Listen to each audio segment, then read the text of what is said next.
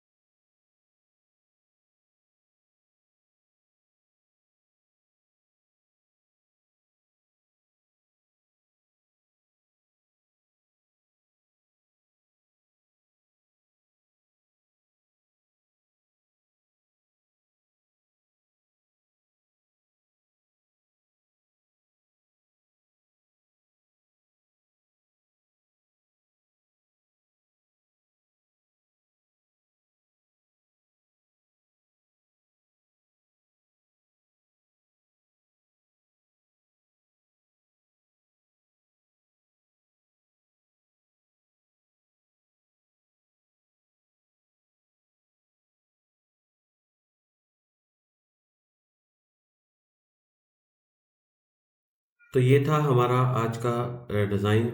अगर आपको पसंद आया हो तो कमेंट में बताएं और पेज को फॉलो करना मत भूलें।